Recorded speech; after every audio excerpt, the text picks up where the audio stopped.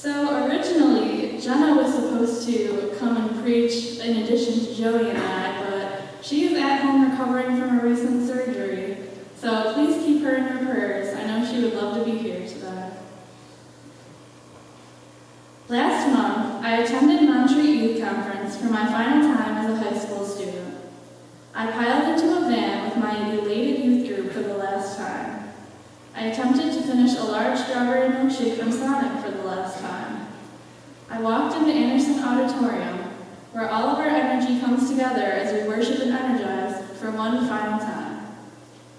Nevertheless, even as I say those words, final and last, I know they are far from true. I know that someday, whether it is next year, or the year after, or 10 years from now, I will return to Montreat.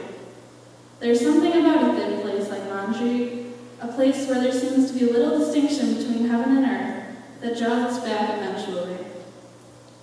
The theme for the week, Rooted and Reaching, may have been my favorite out of the 4 years I've attended the conference. Small group, which in the past felt like a burden, was something I actually looked forward to attending this year. My small group was a diverse group of people who bonded almost instantly and made the week even more enjoyable. The rec events this year proved to be quite entertaining. Specifically, the Highland Games, which featured a Scottish jig dance-off, brought about a lot of laughter as small groups attempted to fabricate a team dance in less than a few minutes. Our preacher for the week, Christopher Edmonston, managed to make scripture readings exciting and sermons worth staying awake for. The first night of worship, he boldly announced his fear to stand on stage and preach to an auditorium full of people, and explained how nervous he felt. Christopher had introduced himself by showing his vulnerability, which let us know that he was ready to connect to us on an emotional level. It's hard to pick a favorite anything in Montreat, because everything there is wonderful. That being said, I can say with confidence that my favorite part of the week was keynote. The keynote speaker, Jarrett McLaughlin, was filled with passion from the first day he ran onto the stage, rapping and jumping around, till the last morning when he was joined on stage by a choir of people singing "Secure Yourself to Heaven" in remembrance of his friend who committed suicide. Everything that happened in between was just as amazing. He had a team of people consisting of a 10-year-old, a 21-year-old, and a high school senior and her mom to help him bring to life his keynotes each morning. Each day, keynote started with a skit that conveyed the theme for the day. In addition to the skits, a powerful song played to intensify the message.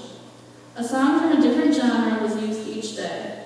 We heard metal, rock ballads, pop, and rap, and each served their purpose.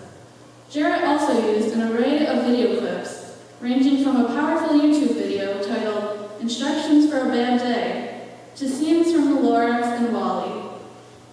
The most prominent of visuals, though, was the use of red balloons, which served to symbolize our relationship with God. At the beginning of the week, the skits consisted of the balloons being popped due to arguments with family and bullying by peers. In the middle of the week, the balloons came back. Even though the actors had been adamant on ignoring the balloon, it continued to show up in their lives and consistently be there, even when it was pushed aside. By the end of the week, the actors' faith had notably matured, and the balloons proudly floated above their heads, attached to the string they gripped tightly. Most importantly, the actors walked into the audience and tied their balloons to pews, sharing their faith with the world. I think the use of a simple object to convey such a deep message was extremely powerful, and it's something that will stick with me for a long time. My Montreat experience, not only this year, but every year thus far, has been more incredible than I could have imagined. I could stand up here and tell countless stories about this place, but it wouldn't come close to the real thing. I feel on top of the world when I'm among the beautiful mountains and my amazing youth group, which is something I hope you can all experience one day. If you have the opportunity to go to Montreat, don't think twice about it. You're never too old or too young to change your life, and Montreat will certainly do just that.